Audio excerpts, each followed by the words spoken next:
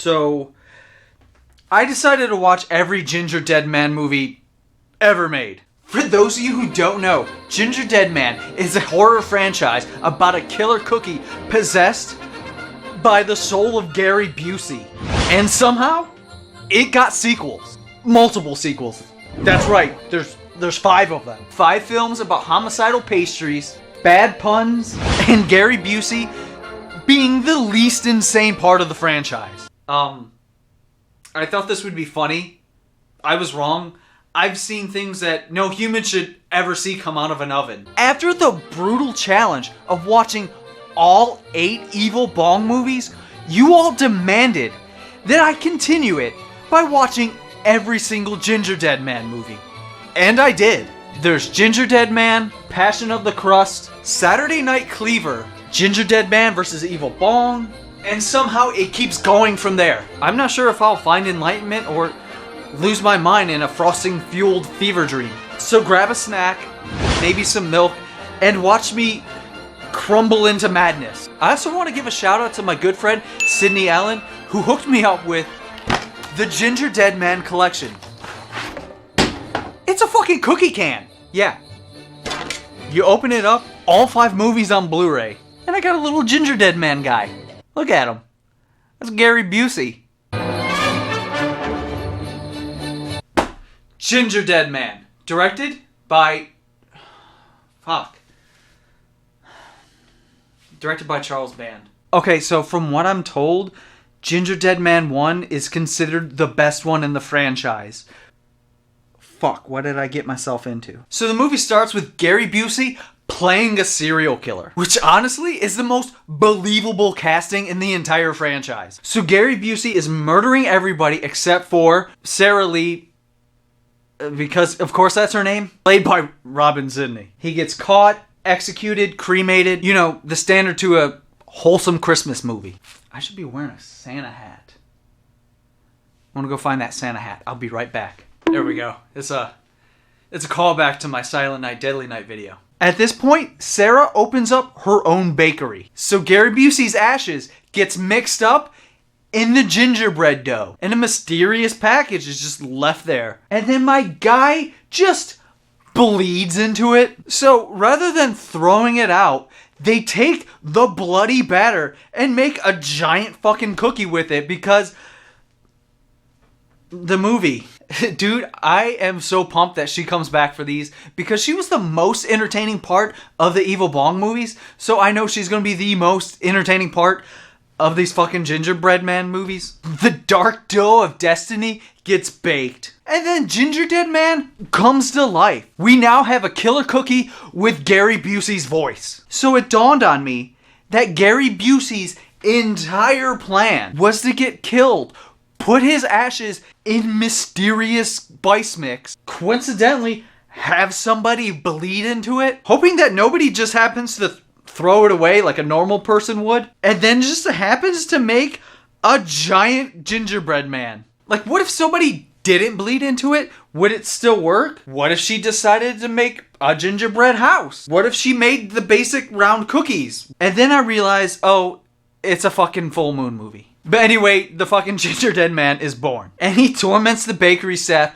with the same level of fear you'd expect. Like, dude, they're getting attacked by 18-inch pastry with googly eyes. Gingerdead Man is killing everybody, and nobody just leaves. They all just hang out. So Gingerdead Man is just going haywire, shooting this gun, and it somehow has unlimited amount of bullets.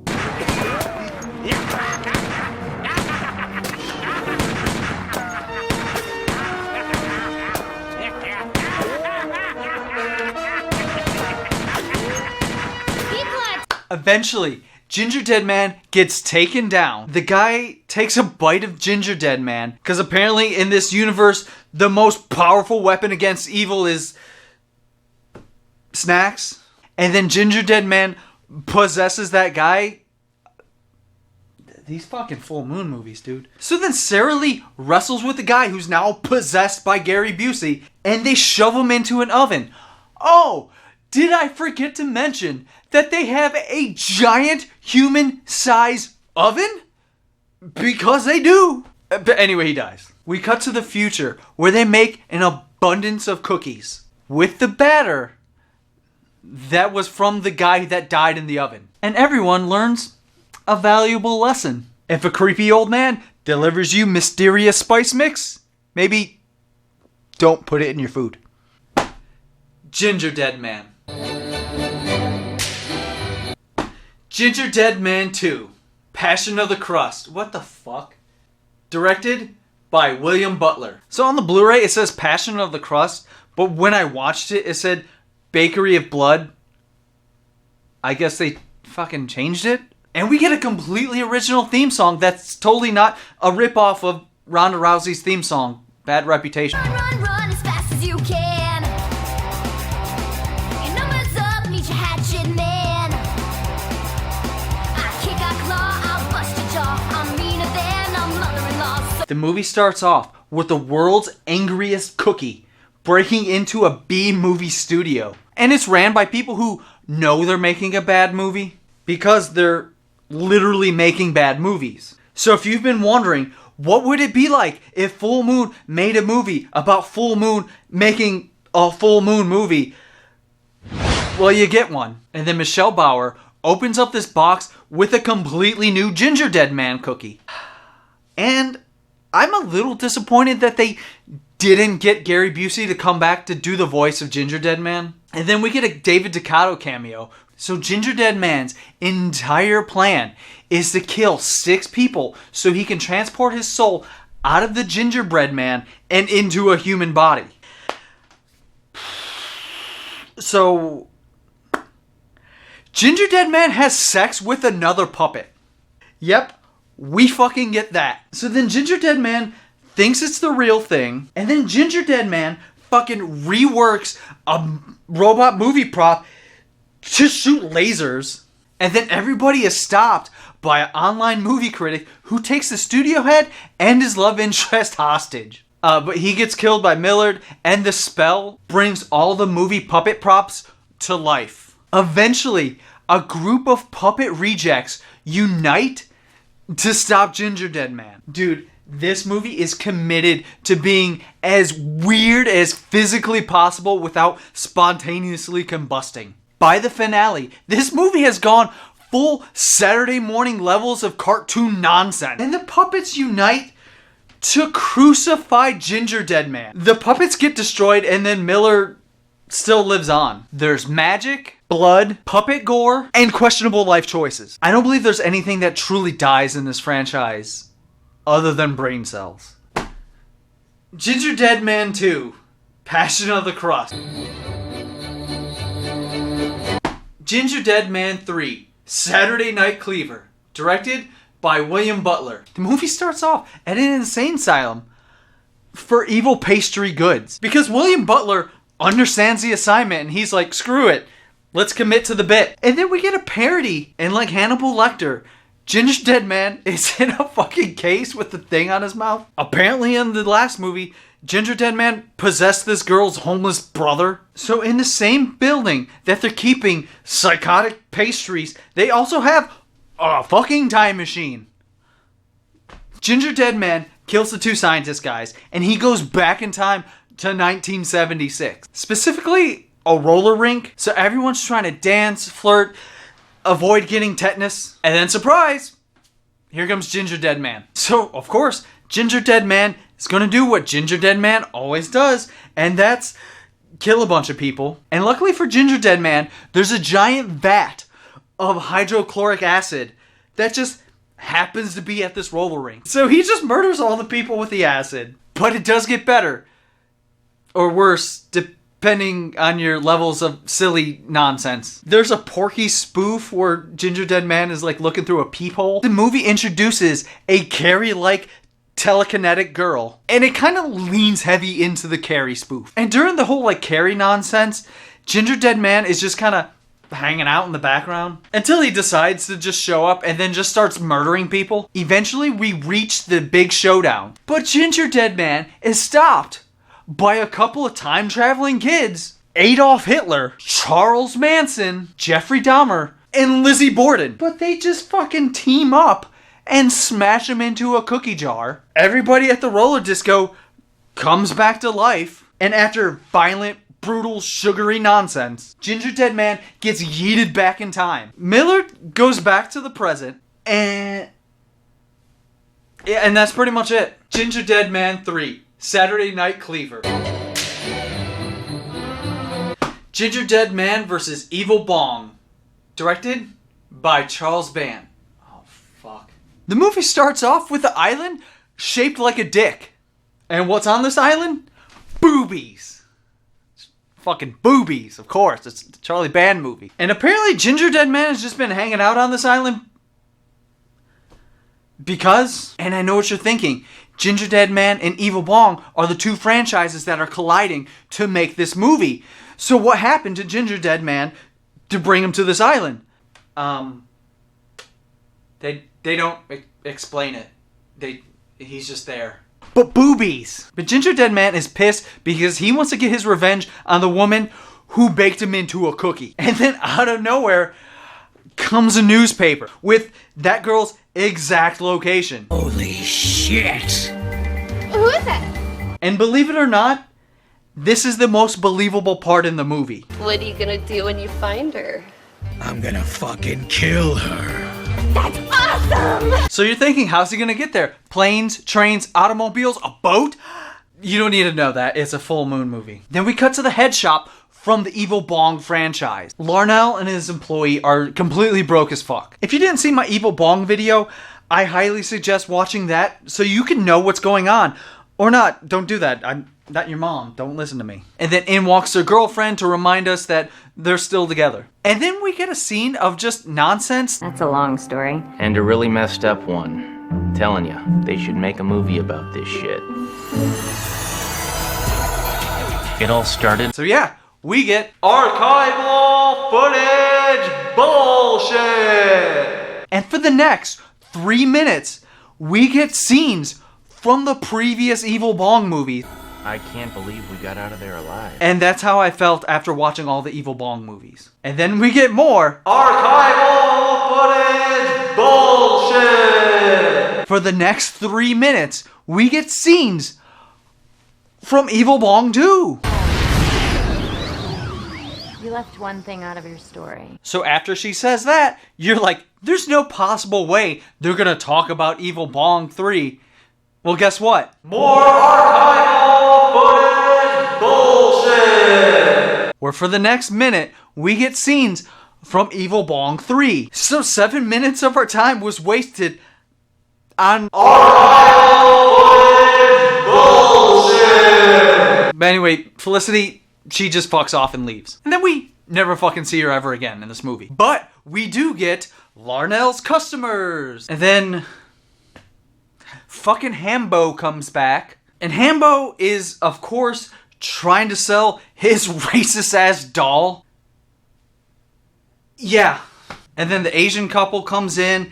And then Larnell just loads them up with shit that they don't need. And they fuck off and leave. And then we get the big reveal that the first two customers don't have money. So then the one hippie employee pulls a fucking knife on him and kicks him the fuck out. Then Larnell goes into the back to access his secret safe, which the combination is something you will never guess. It's 420. What were you expecting? 6'7"?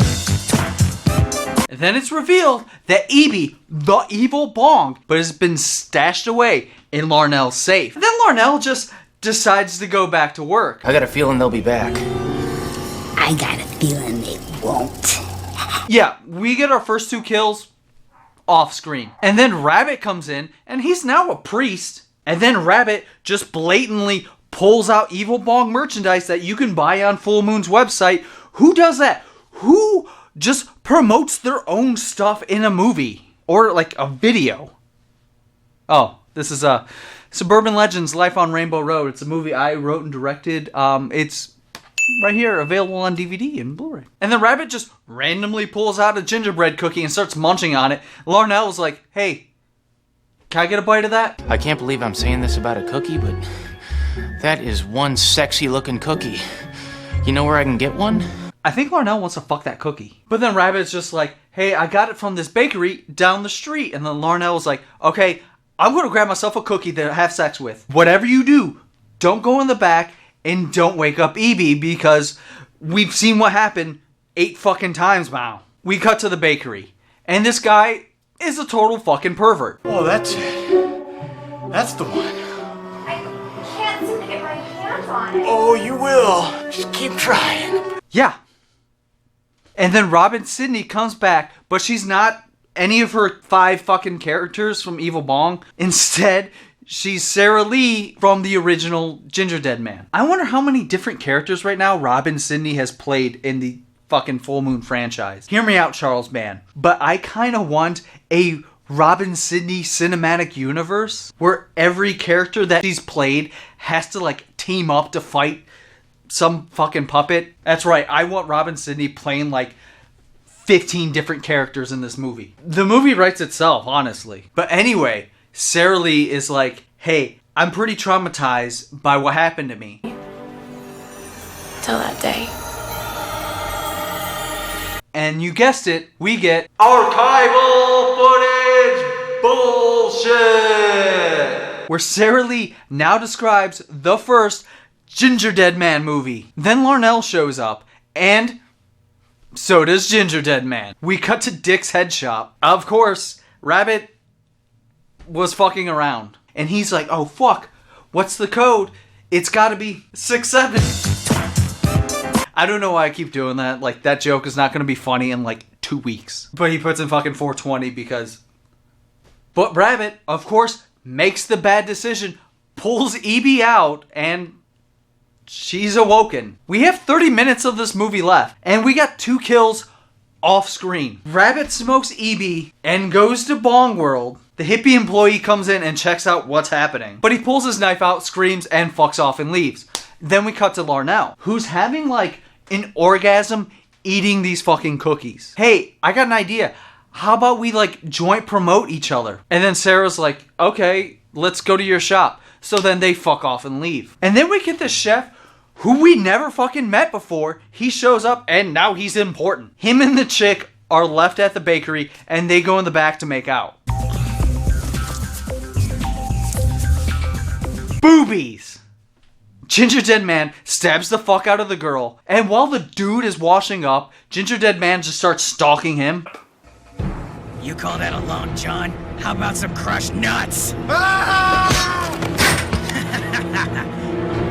So now we're at the head shop, and we get more random bullshit. And then my dream comes true, because we get Robin Sydney, who plays Luann from the Evil Bong movies, and Robin Sydney playing Sarah Lee from the Gingerdead movies. And they have a scene together. Robin Sydney is my favorite actress of all time. But the scene isn't as great as I thought it was going to be. Because Larnell just interrupts and he just starts telling us random bullshit of, hey, this is where everybody else is. So then Luann fucks off and leaves and we never see her again. And then we get some of the best acting from the hippie employee. Dude, there's a wicked bitch in the office, and that stupid dude smoked off the bitch, and now the dude is gone, dude. Yeah. So Larnell and Sarah go into the back room and they see Evie and they notice that Rabbit has gone to Bong World. And then Larnell tells Sarah, hey, now's a perfect time for me to explain to you what we're fucking looking at. And then luckily, we get an off-screen explanation. Meanwhile, the hippie employee gets fucking murdered by the Gingerdead Man. Hey, donut hole. That's really messed up. We don't get to see his death, but Larnell takes Evie out to the front. And then finally, Evie and the Gingerdead Man with like fucking 8 minutes left in this movie. So with Freddy versus Jason, at least in the first scene, we got Freddy and Jason fighting. We have a couple of minutes left. And Evie and Gingerdead Man are finally in the same room together. And they don't even fucking fight. Evie just launches them out of the store. And then Larnell goes to Bong World. So Larnell and Sarah are now in Bong World, and Gingerdead Man returns. He goes chasing after them in Bong World. I was expecting something better. This place sucks. Yeah, I completely agree with you, Gingerdead Man. We get an appearance from King Bong and the fucking Poontang tribe. The Poontang tribe shake their tits, and they transport Gingerdead Man into like a thing. Yeah, so he's... so fucking... So Gingerdead Man is up against the pastry tribunal, and they put him on trial for his crime. Larnell and Sarah looking around, and they find a giant pair of boobies. They also find Rabbit. Gingerdead Man is found guilty by the tribunal, and he promises he's never going to do anything bad ever again. Give you one more chance, Gingerdead Man. Do not disappoint us. Really? Stupid fuckers. Bro, I don't fucking... Larnell and Sarah just magically transport out of Bong World. They don't explain it. I don't fucking care at this point. And then Gingerdead Man is stuck in Bong World with no way to escape. And the movie just fucking ends. Gingerdead Man versus Evil Bong. The Gingerweed Man. What the fuck? Directed by Brooks Davis. Now, I worked with Brooks Davis at the Church of Chills, and he is just one hell of a dude. Like, he's seriously, like, one of the coolest dudes I've ever met. So, spam the comments with, "We love Brooks Davis." And if you're wondering, hey, does this movie pick up after the cliffhanger ending of Evil Bong 777? No, it's kind of like a standalone movie. And the movie starts off with THC 420. I see what you did there. That's actually kind of funny. The scientist who's playing with a nugget of weed that resembles a pair of balls. So before the scientist can finish his experiments, he's attacked by a woman by the name of Smokeahonis. That's the tone of this movie. She attacks the scientist and it looks like she missed, but we cut to her outside, like licking blood, and we're just assuming that she killed the scientist. So then we cut to Gingerweed Man in his apartment with his roommate, and the girl refers to him as Gingy, so I'm just gonna call him Gingy. Barbara and Gingy, they run a weed delivery service, but Barbara isn't really happy with it. Mostly because Gingerweed Man just wants to hang out and party and smoke all their supplies. Gingerweed Dispensary Delivery Services Inc. is getting stronger every day. The numbers don't lie. And I'll admit, I kind of like Gingerweed Man's voice. We get a montage of Gingy delivering weed. Oh, I should probably mention that nobody fucking cares, and they just kind of accept the fact that there's a sentient walking weed cookie walking around. You're like, hey, this movie needs a sex scene. Well, guess what? We fucking get one. Gingy, a weed gingerbread man puppet, is having sex with a real woman, and he's banging this chick in front of her husband, and he's just watching with like old-timey binoculars. But anyway, we cut to the scientist who's actually still alive, but he's dying rapidly. And the scientist trusts all of his experiments with a fucking weed gingerbread man that he literally just met. Even though Gingy is like the least qualified thing to take care of his very important specimens. So the scientist had all fucking night and all fucking day, the same amount of time that we spent at the weekend at Bernie's, to find somebody more qualified, to hide his experiments, or to just take care of himself. So Smokeahonis kills Gingy's supplier, and the weed testicles comes to life. And that ends part 1. Part 2, Barbara is pissed off at Gingy because he brought home a like bouncing testicle thing of weed. And the weed nugget, his name is Buddy. You get it? Yep. Because it's a bud. Smokeahonis comes in, kidnaps Barbara and Buddy. Gingy decides to smoke some weed. The fucking Gingerweed Man is his face, dude. Gingy gets the vision of the goddess of weed heaven, and she tells Gingy that Barbara and Bud have been kidnapped, and it's now up to Gingy to save them. So Gingy decides to team up with Ooga Booga, the fucking racist puppet from Ooga Booga, and they find out that they're being auctioned off to like some drug dealers, and then we get several masturbation jokes. I say, this is no time to dilly your dally. Oh, you're here to hack it, not whack it. So Gingy and Ooga Booga decides to dress up as fucking pimps. Well done, old chum. We've blended right in. No one suspects a thing.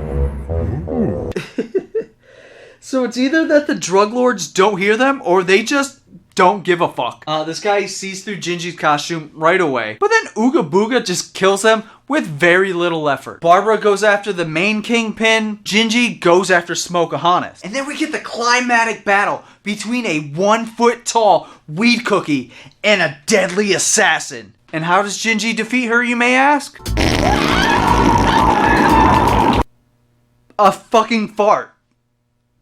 Yeah, it's a one big setup to a fart joke. And then Barbara and Buddy and Gingy go back home and they set out for their next adventure. Oh, Buddy also learns a new word. Boobies! Oh, that's my boy. Oh, and Gingerweed Man is played by himself. Gingerweed Man. Well, I did it. I watched every Gingerdead Man movie ever made. And I can safely say that I learned nothing. Nothing at all. These movies somehow defy logic, good taste, and the basic rules of filmmaking. It's like somebody took the concept of a joke that's gone too far and then stretched it into an entire franchise. At this point, I don't know what's real anymore. I think Gary Busey might be actually haunting my oven. So if you've been keeping up with my videos, you know that I watched every Killjoy movie, every Evil Bong movie, and now every Gingerdead Man movie. And then, it hit me. Now hear me out. Gingerweed Man takes place in the same universe as the Gingerdead Man series. And Gingerdead Man features the character Hambo, who's in another movie called Ooga Booga. So then the franchise of Killjoy had movies where they interacted with characters from Evil Bong. And in the last Killjoy movie, we find out that they go into an alternate world where everything is one big utopia that Gingerweed Man now takes place in. So Gingerweed Man doesn't count as a Gingerdead Man movie. Gingerweed Man is in fact the last Killjoy movie. Or maybe I spent too much time watching these movies and I overthought too much of this. Anyway, if you enjoyed watching me lose my mind one cookie at a time, consider subscribing. Or don't. Honestly, I need to go outside and remember what sunlight feels like again. Special thanks to my therapist for what's about to happen.